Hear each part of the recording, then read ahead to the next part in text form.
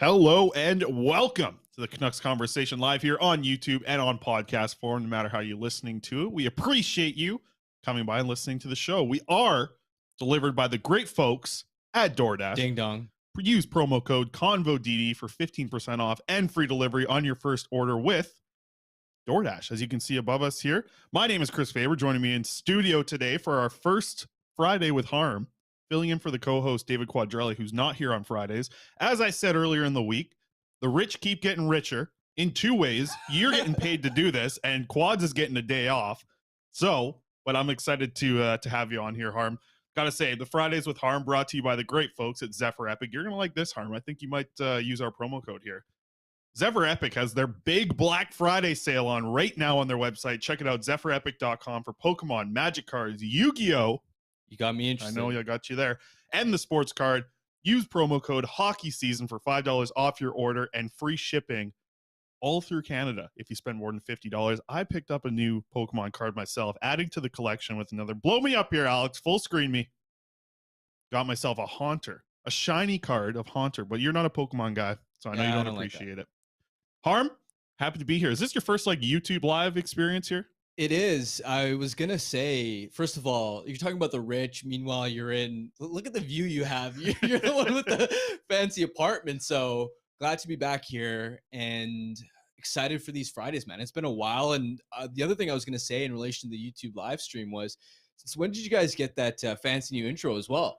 Yeah, that's all Alex. That's producer Alex on the back end there. So, you guys have leveled up. Well, yeah, that's the thing, but that's the problem. All you rich folk, you guys, like I said, you keep getting richer. Me and Alex, we're just working our rears off here to put this show together. So, well, inflation's hitting too. So, the co-host fees are. Hey, well, yeah, we'll see what happens. That's the thing. I wish we could play your old intro. We have it even on the board, but we get flagged by YouTube immediately for any song that we used.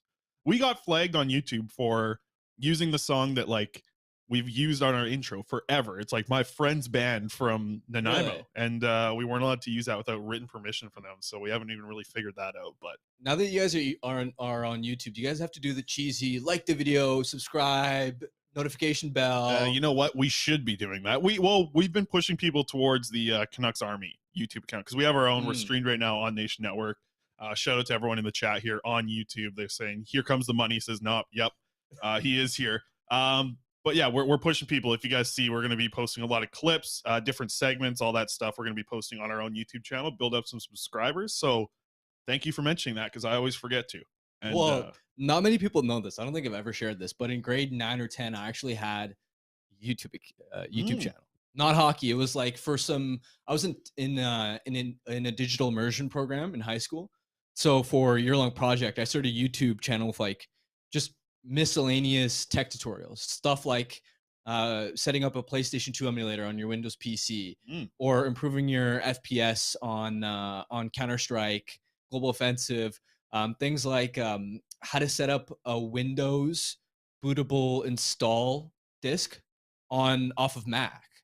So it was and some of them actually got a decent chunk of views. I ended up getting 500,000 total channel views off that. A couple of those blew up. So I'm game with this YouTube stuff, man. I'd love that. 13 years later, or not even because you're just in high school a few years ago, but 10 years later, you bring back that YouTube channel a little bit. I wonder if someone will find that. It. Yeah, I'm not gonna tell anyone. Were you talking your way through it, or were you just were you one of those guys? No. Oh, I had to explain it. I couldn't do the. I would have been too lazy to do the whole graphics thing. But it's funny. My voice was so monotonous. But I was it's literally reading off a script.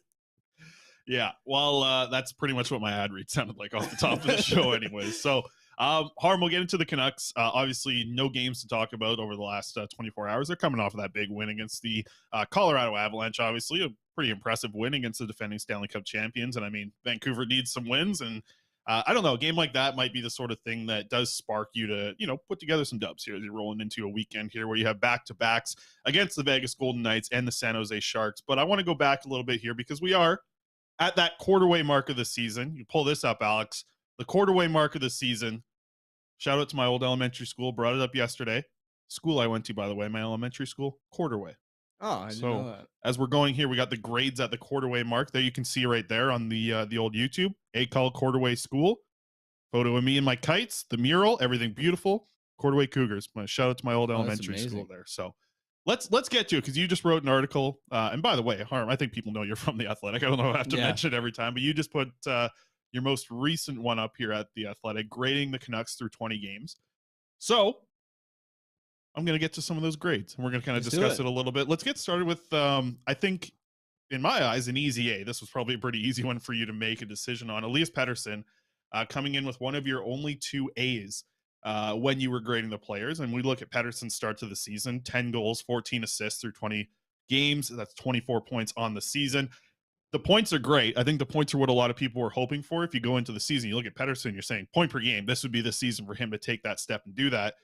I got to imagine it's not just about the points per game while you're giving him an A. Of course, it's the way that he's been able to control play so decisively at 5-on-5. He's back to almost controlling games with his hockey sense, and the way that he reads and anticipates both with and without the puck. It's actually crazy sometimes to see right from the start of the season, for example, when he picked off in the season opener against Edmonton, just picking off passing lanes and using that to create offense.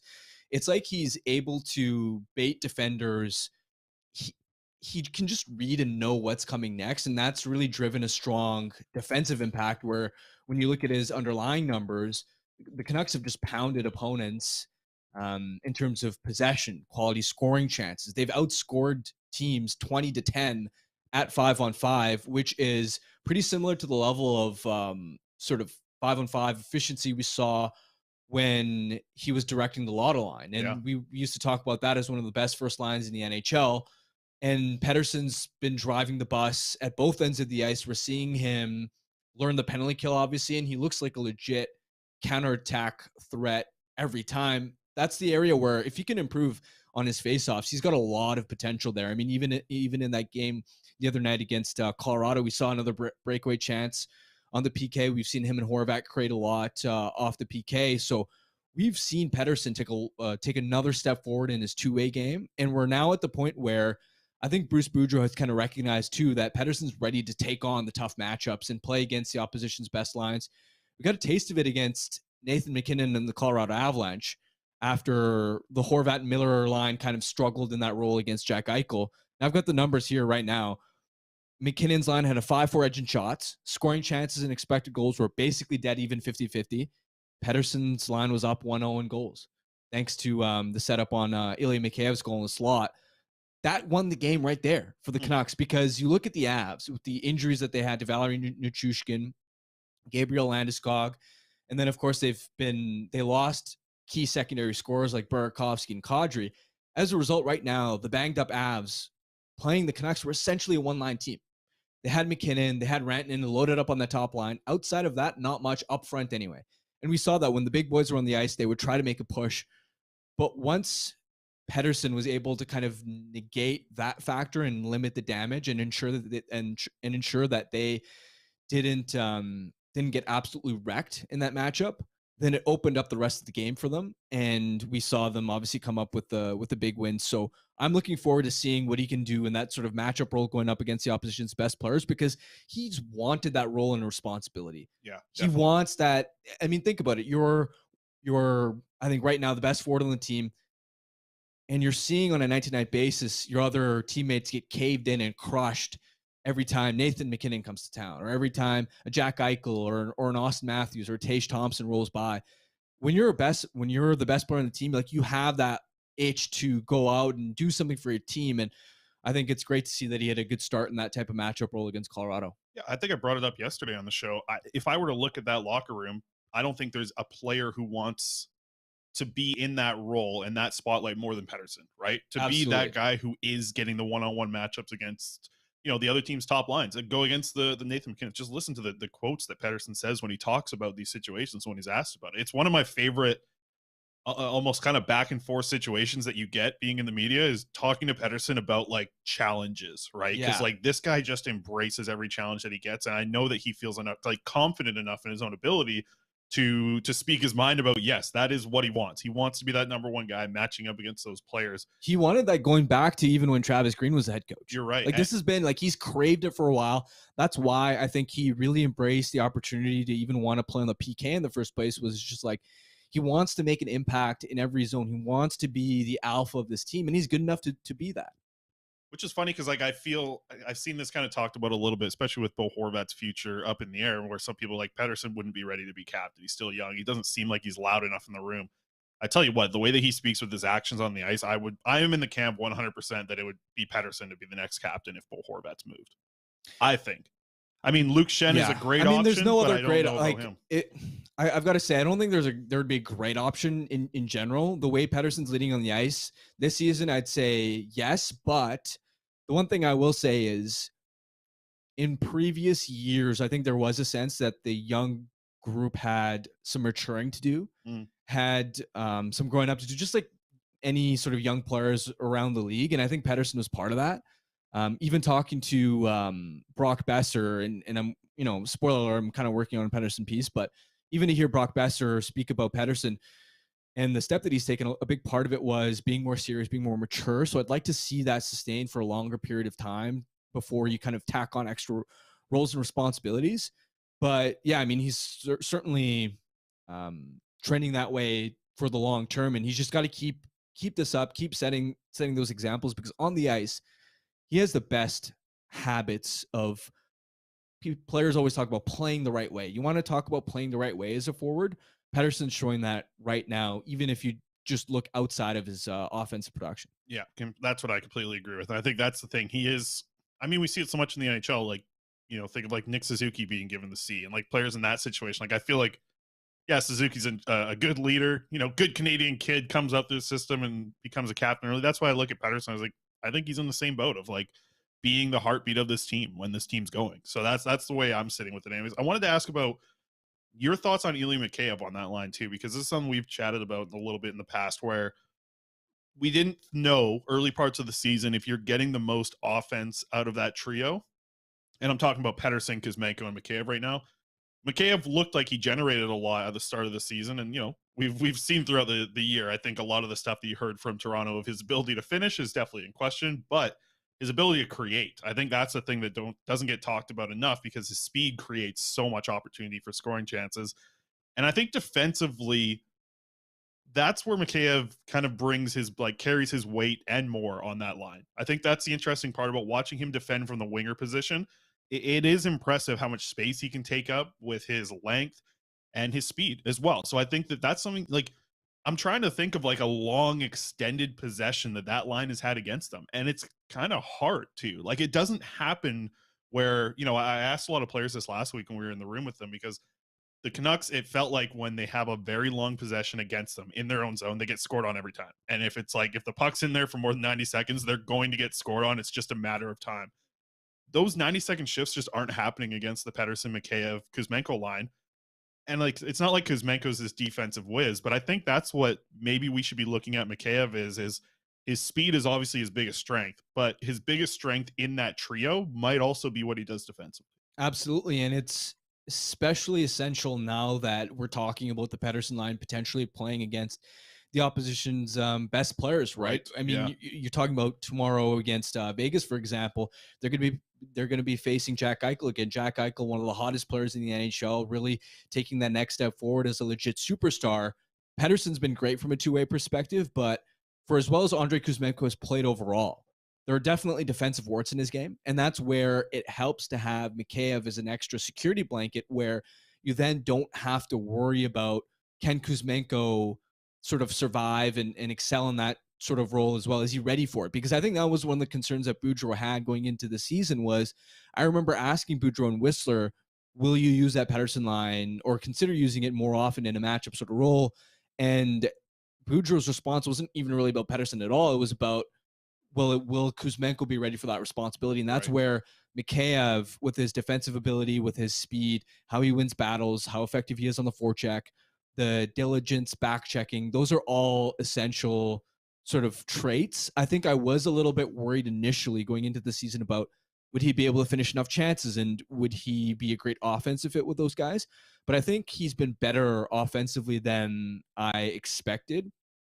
Even, for example, on the second unit power play, which is obviously irrelevant to the club, to that trio's 5-on-5 play, but he has been better than expected offensively. And as long as he's not costing you offensively, as long as you're not pulling your hair out and going, oh my God, can you just put the puck in the back of the net? Yeah. As long as he's not doing that, I think there's enough defensive value, especially now that they're going to be playing top lines, that he's been a good fit there.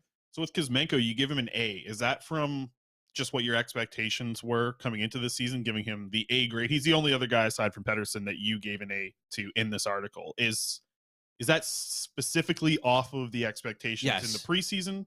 So that's not about the line that he's on. Well, the way that we kind of approach report cards is and grades is it's all relative to expectations, right? Where I'm not gonna, if Sheldon Dries has 5 points in 9 games, for example, I'm gonna grade that a lot differently than if Elias Pettersson had 5 points in 9 games, right? Yeah. So with Kuzmenko, I think going into the season, in my mind, what I thought 40 points. I was like, if he can get to 40 points, that'll be a decent season.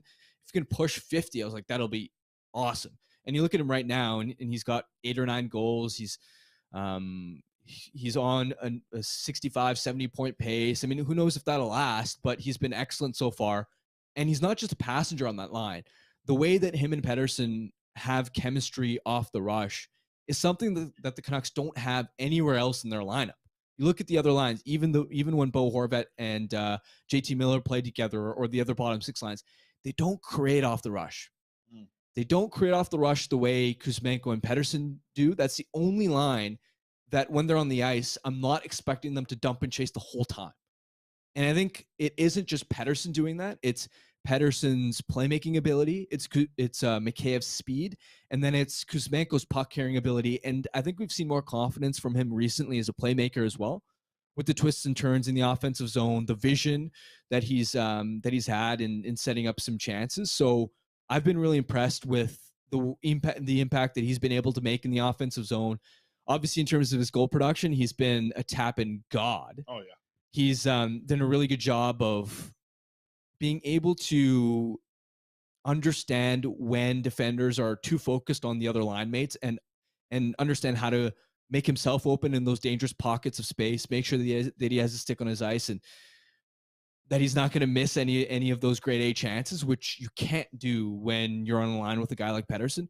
So that's why I've given him an A, is he's just been so effective and so dynamic offensively. Yeah, I think what it does is it creates, if you look at just the other lines, I think it creates that Pettersson, Kuzmenko, Mikheyev will have so many options to enter a zone, whether it be Mikheyev's speed or the passing with Pettersson and Kuzmenko, or even Kuzmenko on his own. Like, he's pretty good at carrying the puck past the blue line, gaining entry on his own, and then looking for the pass. The other thing with Kuzmenko is you give him an A right now, and the best part of his game that I saw in the KHL was playmaking from behind the net. And it's like that part hasn't even really been unlocked yet, because I think a lot of the power play stuff that's working for them is those tap-ins that you talked about. We'll be interested to see if that adds another facet to what this power play can do when you start to see what, like, I don't know, maybe it takes a little confidence, right, from Kuzmenko to understand that he can bring that also to the NHL level. Mm-hmm. And I don't think he's lacking confidence, because I think he's probably getting a lot of confidence from what he's doing on the power play right now. I just wonder if there's a point where something clicks where it's like, hey, that's another part that we can unlock on the power play of him being a playmaker. Because that's what I really liked about from the KHL, was like his ability to kind of shift from behind the net, from side to side, and open up new passing lanes. And I'm curious if that starts happening. This guy might start to, not only be a power play tap-in god, but could be a guy who really can start to put up some assists on the power play as well. Because that part was the most impressive thing from his tape in the KHL last season, I thought, with Kuzmenko. Definitely. And even at 5-on-5, for example, we haven't seen yet, like in training camp, it blew me away sometimes how he'd pick up a puck in the corner and explosively spin off a check and immediately drive the net. Yeah.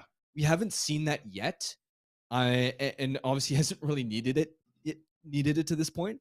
But once he continues to pick up confidence, once he gets better at protecting the puck in the offensive zone, once he understands how defenders read him, the options that are available to him, and once he knows what he can and can't do, I think that's an element where he can be even more assertive and more aggressive, spinning out of the corner and kind of doing the Connor Garland thing, or the Niels Höglander thing, where, I mean, we haven't seen that from Höglander a lot recently, unfortunately, but that edge work, those spins, those turns, that explosiveness, because Kuzmenko isn't the fast, like, he's not Ilya Mikheyev in a straight line, but the way that he's able to turn in tight spaces, he can create separation in situations where a defender thinks that he has Kuzmenko contained.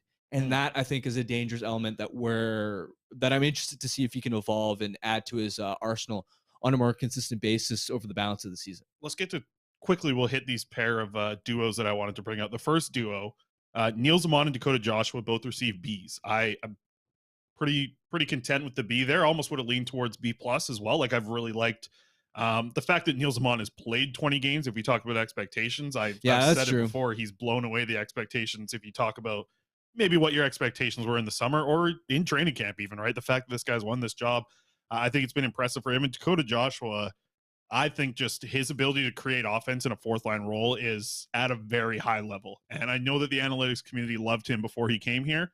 I have to assume that they like him even more now that you're kind of seeing what he's looking like when he's playing on this line. The guy's creating offense. He moves the puck into the crease all the time. Anytime he has the puck in the offensive zone, it feels like he's funneling it towards the crease. And when you have a fourth line that just likes to bang away at the puck, that's going to set itself up pretty nice. But it's not just that, because I found his last assist in the last home game that we saw them play, and like he made a great behind, like backwards pass from the backhand pass as he's going around the net, but it's tape to tape and he sets up a goal. Like I don't know. I've been really impressed with his playmaking. Yeah, that's the other thing is he only has one assist, but it feels like he's had these flashes of brilliance with where he just surprises you with, say, a neutral zone pass, something creative where it's just like, oh, where did that come from? Yeah, exactly. Yeah. But on top of that, I mean, like you mentioned, download the ability to create offense. He's just been a bulldozer.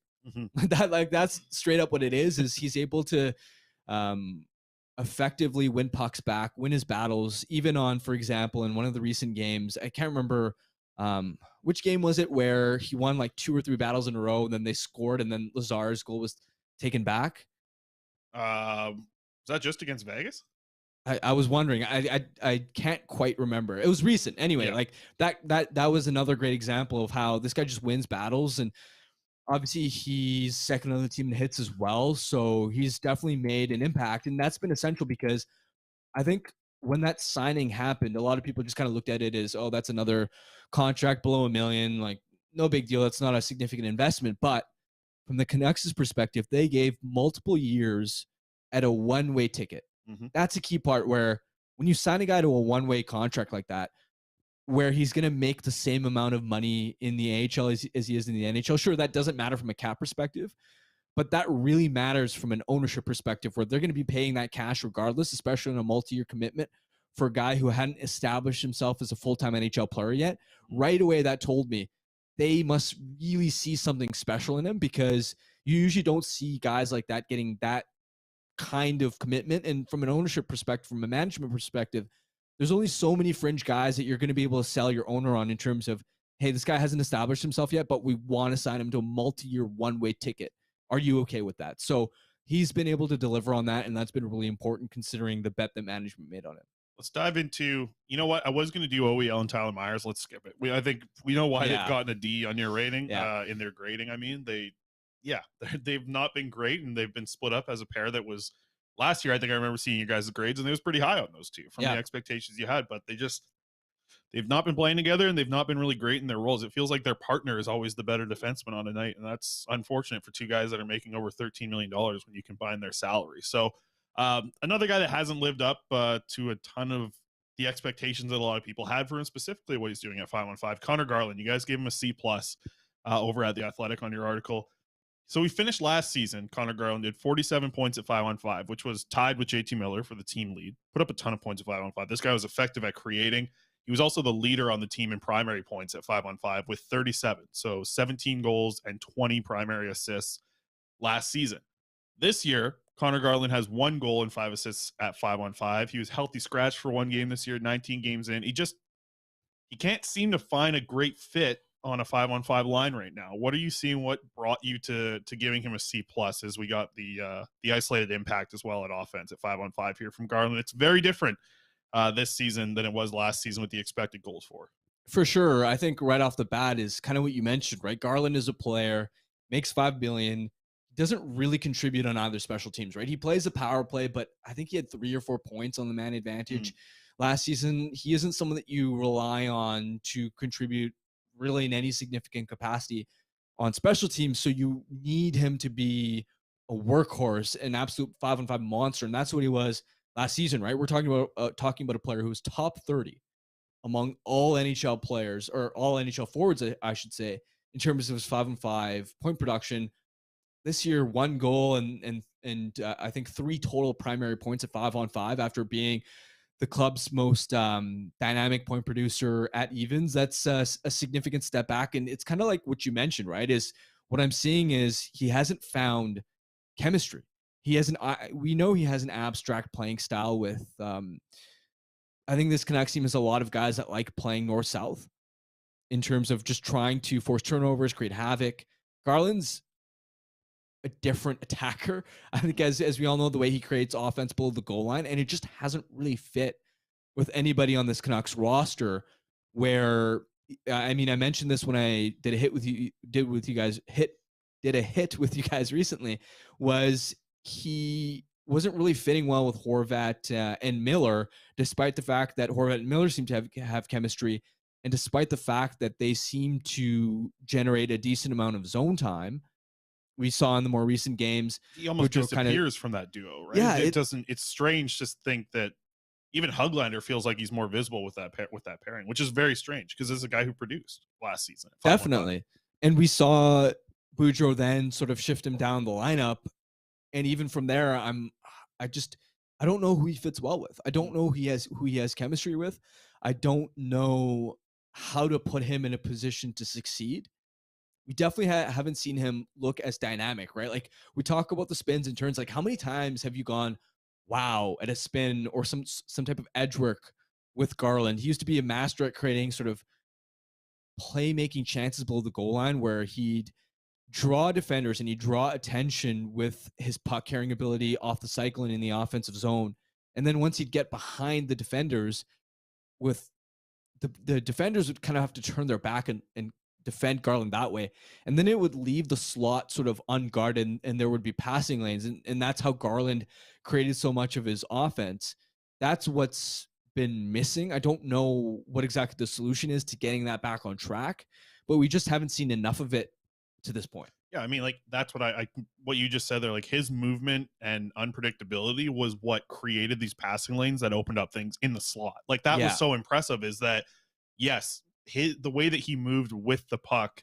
If you're just thinking of like passing lanes opening or how the passes are looking, like it was interesting to watch how often he was able to, whether it be a pass to the slot or cross ice, like it opened up such quality scoring chances that I don't really know what's not working this year. I agree with you that like we haven't seen as much of that movement, that aggressiveness, that maybe even confidence in his own game to kind of play that way. I feel like you see it in little spurts here and there. Like you do see it like, oh, that's the Connor Garland that I know who makes a move like that. But yeah, it's like I wonder about like, being healthy scratch, being moved up and down the lineup. But at the same time, I don't remember like him being an absolute lock with another player last year when he was in the lineup either. Yeah. Like it wasn't like he had to play with Pettersson or had to be with Miller. It felt like he was just kind of a guy that got slotted into the lineup and could bring something to a 5-on-5 line. Definitely. The two other things that are interesting. Number one, I wonder how he feels about his own game right now, because I remember talking to him at the end of last season, and to my surprise, he was really pissed off at his own performance. And he essentially told me in the interview at the end of the season that he didn't feel like himself at all that year. Yeah. He just sort of felt that there was something off, that he's the sort of guy that doesn't like a lot of change. He likes the same routine, doing the same things every single day. He's a creature of habit. And obviously moving from Arizona to Vancouver was a huge transition, new country, new teammates. So we've seen compared to last season that he's taken, and I actually disagreed. I actually thought he played pretty well last season, but to see him sort of take a step back now, including the sort of healthy scratch, which I'm sure he was inside pissed off about. Yeah. I wonder how, like, we've seen healthy scratches help. I don't know if that helped Garland, right? I don't think so. Yeah. So I wonder where he's at in terms of his own game. The other part I will say is, and this has kind of been the saving grace with him, it's kind of, it's obviously not a huge bar to clear, but it matters, is the fact that he hasn't been a defensive liability. Like we're saying all these things about how he hasn't been able to create as much offense and nobody's going to mistake him for a defensive dynamo. But at the same time, the Canucks have still generally won their 5-5 matchups when he's been on the ice. Like his goal differential, I think, is they've scored 8 goals and allowed 6 when he's been on the ice at 5-5. Like the Canucks just don't get scored on when Connor Garland's on the ice for whatever reason, which matters because this team can't keep the puck out of the back of the net, especially when you look at all the other top forwards that have had defensive issues this season. Like we talk about a JT Miller, we talk about Brock Besser, we talk about Nils Höglander. Vasily Podkolzin even has had a couple moments where he's maybe turned a puck over here or there that's been costly. Even Bo Horvat, the reason we didn't give him an A in the report cards was because you looked at the underlying numbers. He'd been on the ice for the most shots and high danger chances against of any Canucks forward. So even Horvat there, Kuzmenko has had his defensive moments of defensive concern. We haven't seen those mistakes from Garland. He's at least been pretty clean, and you haven't had to worry about him defensively. So that's at least one thing that, it's a silver lining, but you need a lot more out of him considering how much he makes. We'll wrap up the grades there at that point. I want to get to this. I don't know if we've worked this segment in yet. I know it's on the ticker yet, but I like to do this. What do you do with? Quads like this one last week when we ran it through. And it's weird that I think this was the first name that we brought up last week when we did this, but I still think there is another question about this player because we haven't seen him get into the lineup since we did the last time and chatted about this. So what do you do with Jack Rathbone right now? With Travis Dermott, I think the return's coming soon for Dermott. Like he's been skating in a non-contact jersey for a little bit here.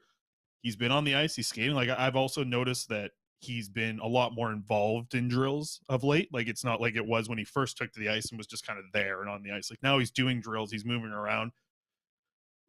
Do you move Jack Rathbone to the AHL before the Dermott return even? Like, is there another option you can do here just to get this guy into some game action? I know you guys didn't give him a good grade because does it look like Jack Rathbone has taken a step back from what we even saw last season in the NHL? Maybe, right? Like, I don't think he has. I think he has. I don't think he's taken a step forward for sure. And yeah, you're right. Like, that's what you expect at this age. So what needs to happen with him moving forward? What do you do with Jack Rathbone right now? Well, you can't afford to have him straight up in the NHL lineup, which is unfortunate just based off his form. Anytime he's drawn in, you look at his number one asset for him to make a tangible NHL impact. It has to be his skating and how he moves the puck. He has to be efficient with retrievals and helping the team exit out of its own end. Despite the physical tools, he's been awful at it. He's been turning pucks over. He's even trying to make outlet passes. I've been surprised at how many of them have been off the mark, how many icings he's created, and that's why he's been hemmed in his own end so often. On top of that, you have the moments where against Montreal, for example, bobbles the puck at the offensive blue line, odd man rush. Like you can't trust him defensively. And you know what? That play, like, it wasn't like the puck bounced over his stick. I remember, like, it just rolled on the ice and he just missed it. It wasn't like that's on him at that point. So you can't trust him defensively. Even the area that you expect to be a strength of his game is a weakness right now. He's just every time he draws into the lineup now, which is unfortunate because he definitely did deserve an opportunity. You just can't. You're worried. And as a result, I think the only option to get him games is to send him down to the American League. Yeah, I think that's what he needs right now. And I think talking about him last year, there was a point where I thought that he didn't need that anymore. Yeah. And that was exciting, I think, when talking about Rathbone, because it was like, hey, it doesn't look like he's learning or developing even anymore in the AHL. It looks like he's graduated, right? Like that's what it felt like. You know, it feels like he might have to go back. Like I do think that's what it's going to take right now. And the player just needs to play some games, man. I think he needs to go back to the AHL too. And I don't think it needs to wait for the Dermott return to happen. Like get Brisebois up here, put him in there as your 8th defenseman, because Rathbone isn't doing anything as the 8th defenseman that's making him better in the long run. Even if you're going to even if you don't think he has a future with your team, if you've decided at this point that he's just not a long-term fit, you can't just let him rot in the press box and have his value depreciate to 0. Yeah. Because it's going to get to that point, right? Like if I'm Jack Rathbone's agent, I'm going, especially because Rathbone at this point, he makes one-way money. So if you send him down to the American League, it's not like he's going to be making a bunch less cash and he's pissed off. But if I'm his agent, I'm thinking like he's just got to play somewhere otherwise, like, my guy needs an opportunity somewhere else. Like, if I'm his agent, I'm kind of going at this point, it's just not working out. He's got to get an opportunity somewhere, like Yeah, whether it's the like a American Ryan League. Reeves situation almost. The agent's going to Yeah. force a trade here. Yeah. So that's something that the Canucks have to, I think, be a little bit proactive about. And with Dermott, like we said, potentially returning here soon. I don't That's know. The one another thing I guy. will say about Dermott is, look, hopefully things continue and progress the right way, but it's a concussion. Yeah. So And there's some tests that there's a Boudreaux's lot kind of of talking tests. about that aren't going well. And even if we go back to, I mean, we've seen this a lot, unfortunately, with a lot of Canucks in the past, whether it be with Pullman, whether it be with Ferland back in the day. There are a lot of setbacks that can sometimes, like, it's not always a linear path to recovery. And Dermott is practicing, but he's still non-contact. So I don't know if he's close yet.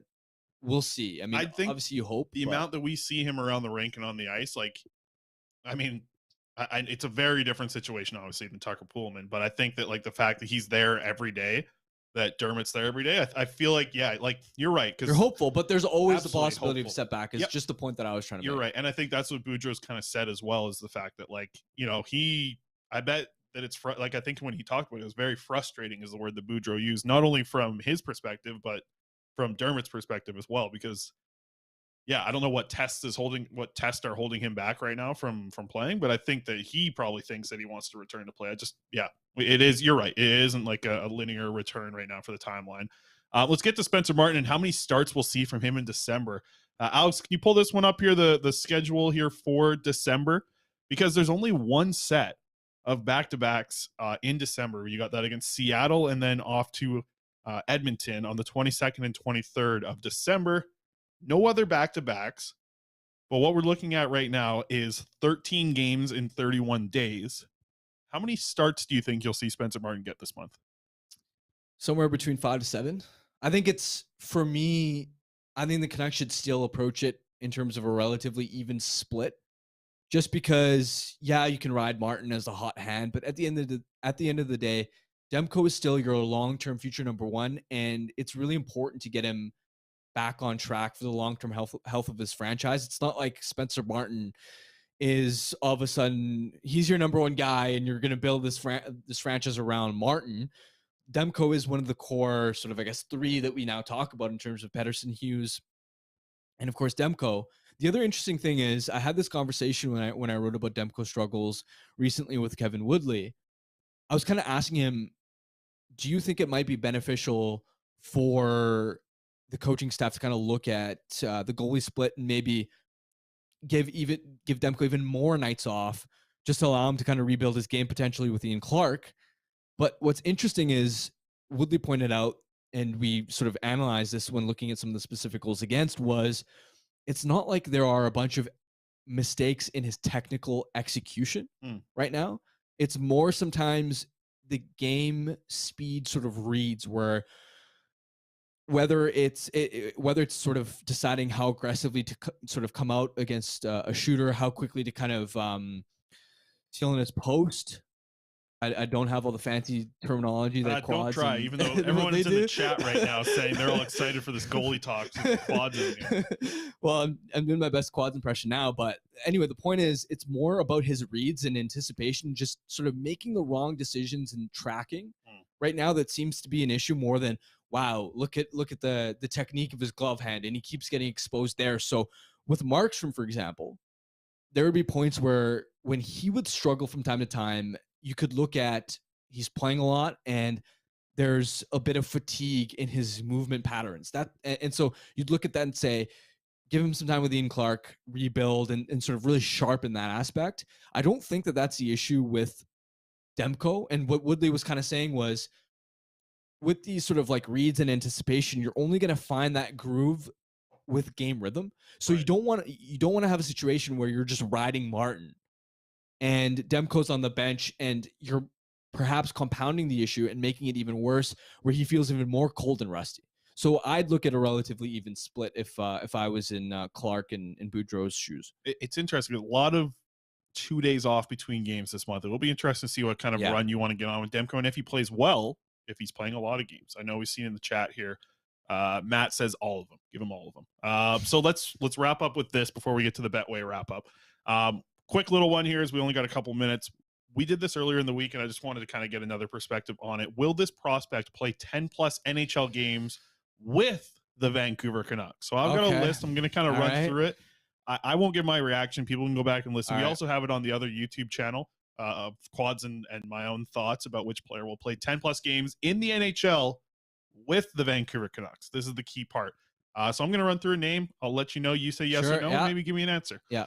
Jonathan Lekkerimäki. Yes, I think it's funny because considering where he was drafted, I think he's more of a boomer bust potential pick for sure compared to, say, a Liam Ugrin, who I know the Canucks were also sort of considering in that slot. But I think there's enough offensive talent and raw scoring upside that he'll get a shot and at least get some games. Yeah, feels like the lock of this group, I think, to play 10 plus games. Though we'll see what happens, what his career actually looks like. Elias Pettersson, DPD, 10 plus games for the Canucks. Yeah, I think so. I really like how practical his skill set is.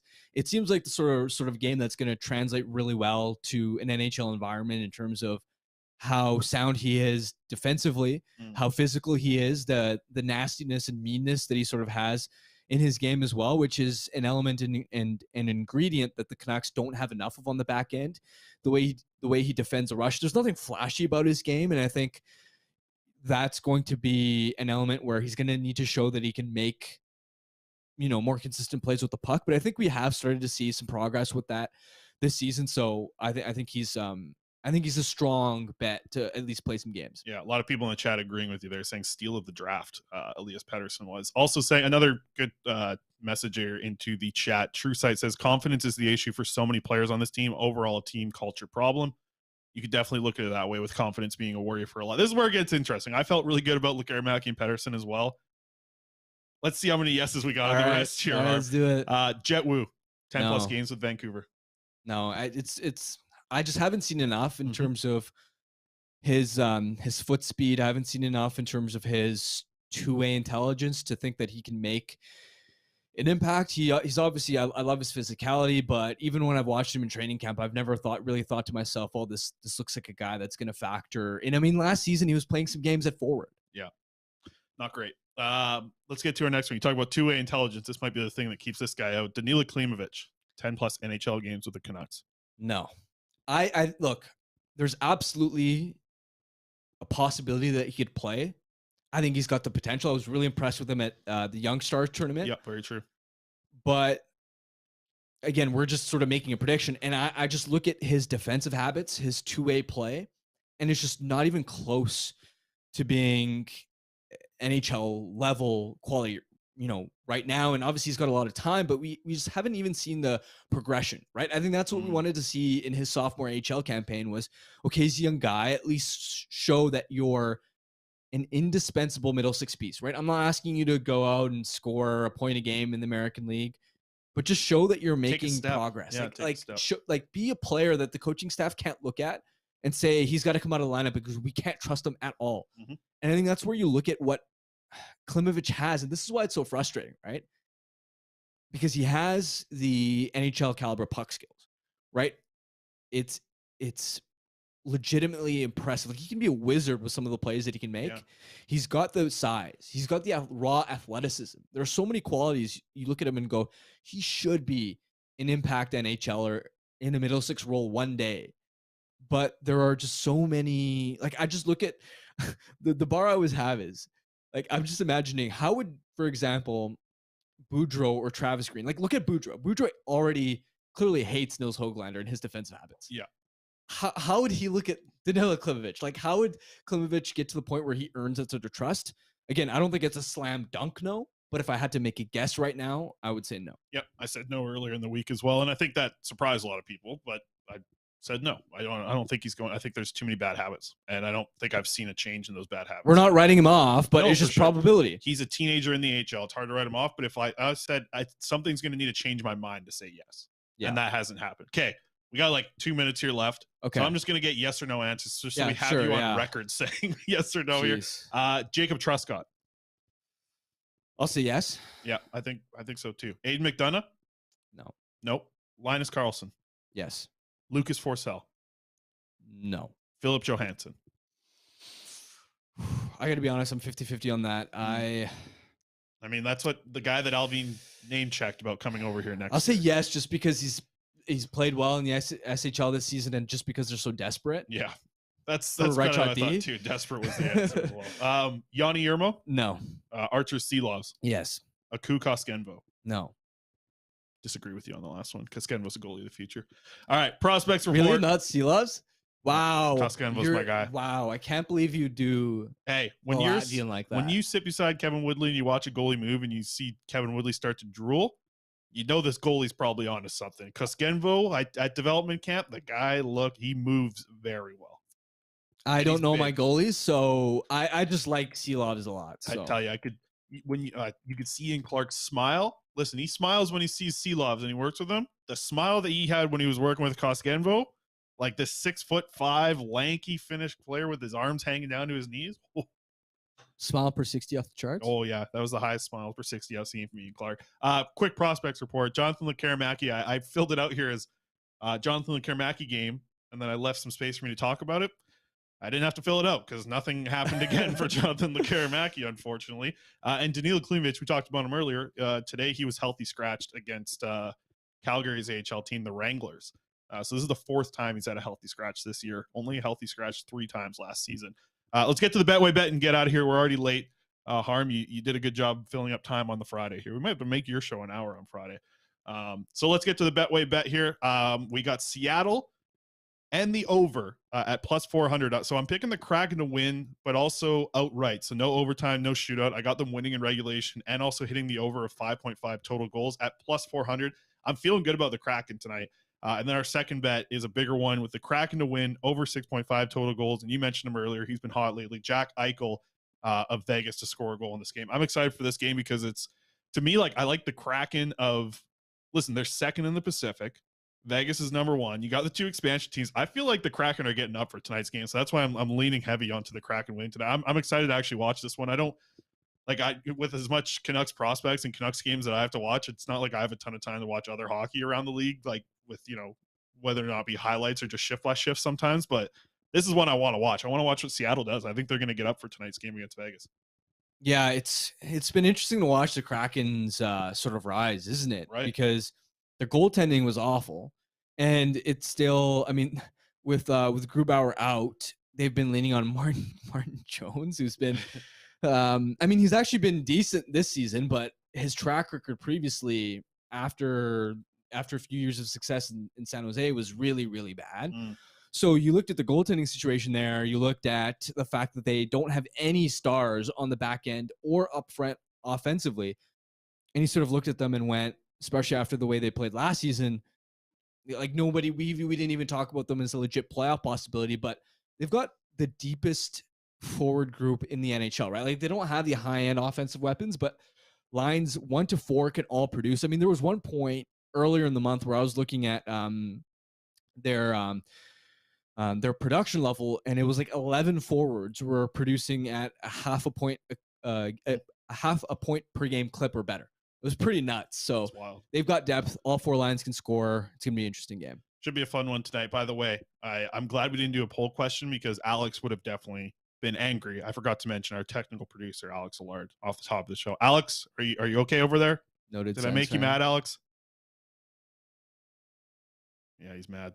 All is good here. Brady Tkachuk just beat up Strome for a bad hit. So, Captain Brady doing captains. Oh, you guys wouldn't really know. But okay, that's it. Cut him off. All right, Alex. Okay, Mr. Fellow basement dweller. He's watching the Sens game over there, so it's good. At least Alex is watching hockey instead of playing Pokemon over there today. So, Alex, appreciate your efforts all this week. It's been another good week here at the Canucks Conversation. Appreciate everyone on the YouTube live as well, and our first show with you, Harm, here on Fridays. And we're gonna do this every Friday unless you're, which I'm surprised. You're a big Vegas guy. You're not in Vegas this weekend. I know, but look, it's Vegas Harm. It got to the point where I was like, I can't do it 3 times in a year. I get sick of it. So I was like, yeah, I shall pass. All right, so we'll wrap it up. For my co-host Harman Dayal, our technical producer Alex Allard, my name's Chris Faber. Thank you for tuning into another episode of the Canucks Conversation. Next week. Thanks for listening to Canucks Conversation, delivered by DoorDash. Hit the subscribe button to never miss an episode. How about keep it to a thank you, Jim?